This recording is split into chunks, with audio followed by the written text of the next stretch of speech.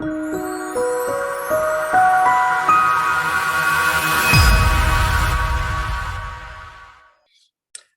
everyone, it's Brandon Santan back here, and I just wanted to make a short video.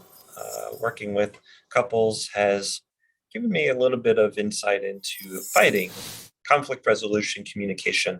And in this video, I want to share with you some rules to keep fighting fair, rules for you both to follow so that you both know what to do when conflict arises, what not to do, how to keep things respectful, gentle, kind, and considerate. So number one, clarify what the actual conflict is. Try to stick to one topic at a time, stick to the issue at hand, address only one issue, and don't bring other issues into it. Make sure that you're not dragging other relationships into it or family or friendships. Just stick to the topic. Try to have a clear, concise, respectful dialogue about what the actual conflict is in that moment. Number two, maintain as much tender physical contact as possible, such as holding hands. This is probably one of the harder ones that a lot of people struggle with in their relationship, but studies have proven that if you can hold hands or do gentle touch, tender touch while you're having a discussion about a particular conflict or topic, you're much less likely to be disrespectful when that happens. Number three, avoid sarcasm. Sarcasm is a good way to express humor, but it can also come across as being passive aggressive. So especially in conflict, you want to make sure that you're avoiding sarcasm.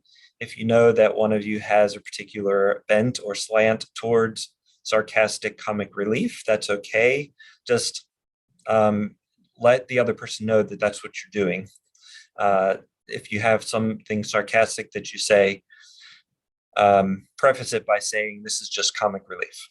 Otherwise, avoid sarcasm because it comes across as passive aggressive. Number four, avoid you statements or pointing fingers.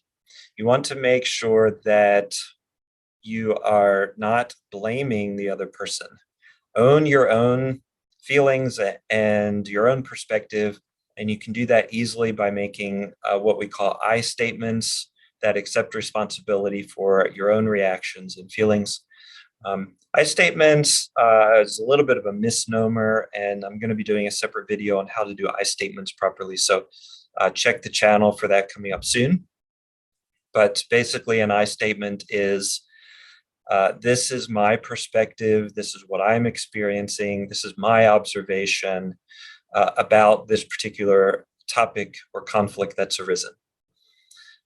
Number five, stay away from hysterical statements that exaggerate or overgeneralize. Statements with words like always or never are rarely true, and we want to stay away from those statements as much as possible. Those are accusatory statements, and they're often paired with the you statement, or such as you never or you always. That's just going to raise defensiveness, so we want to make sure that we stay away from those kinds of hysterical statements. Number six, try to resolve hurt feelings before continuing the conflict discussion. If there's strong feelings, then you want to try and take a break and resolve those hurt feelings before you continue the conflict discussion. As much as possible. I know that's not always possible. Emotions sometimes run high, and that's kind of unavoidable.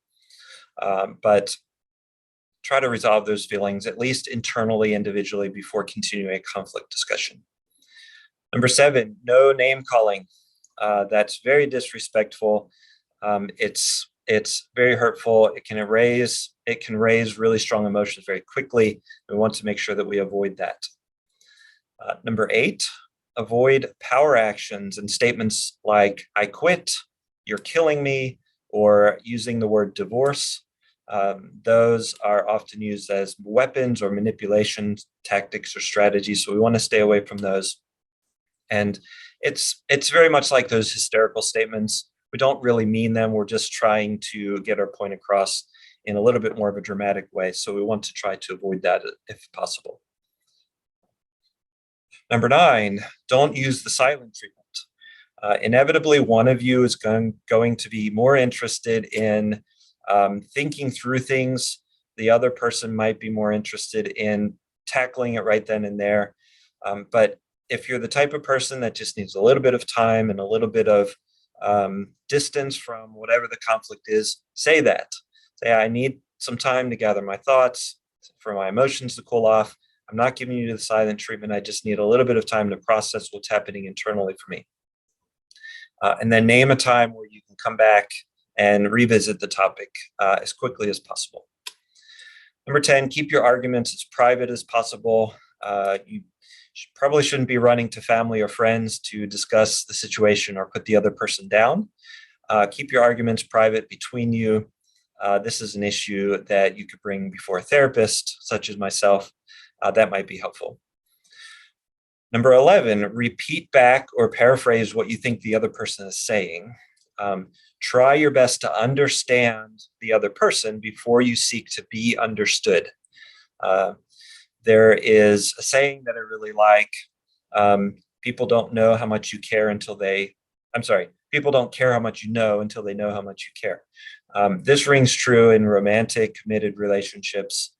If you don't demonstrate that you're willing or trying to understand the other person's perspective, then you shouldn't expect the other person to reciprocate that. If you both are doing that, that's really healthy, and that could be a really good, positive component to your relationship and to conflict. Number 12, resolve your conflict with a win-win situation, if possible. This isn't always possible, but try to strive for a middle ground, a win-win situation that benefits, mutually beneficial to each individual in the couple. And then finally, number 13, strive to reflect honor and respect for your partner. This one I mentioned earlier, but it's more of a general attitude than a behavior. If you can keep a mindset that says, I want to give you the respect that you deserve, I want to honor your perspective, I want to try and empathize with your position, that's going to come across in your body language, in your facial expressions, in your tone of voice, in your vocal inflection, all those nonverbal communication things that we think about and that we consider, that we don't often recognize right away. So again, strive to reflect honor and respect for your partner, your significant other. All right, 13 rules for you each to follow. Try to follow them as much as possible. Remember, there's a little bit of skill building around some of this. You're breaking old habits and patterns of interacting with each other. And be patient with yourself. As you build these skills, just like any other skill, you have to practice in order to get better at them.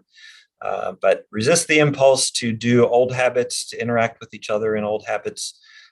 Just know that you have to build some skill, be patient with yourselves and with each other, and just move forward, give it a try and see what happens. All right, that's it for now. Look forward to the next video. Talk to you soon.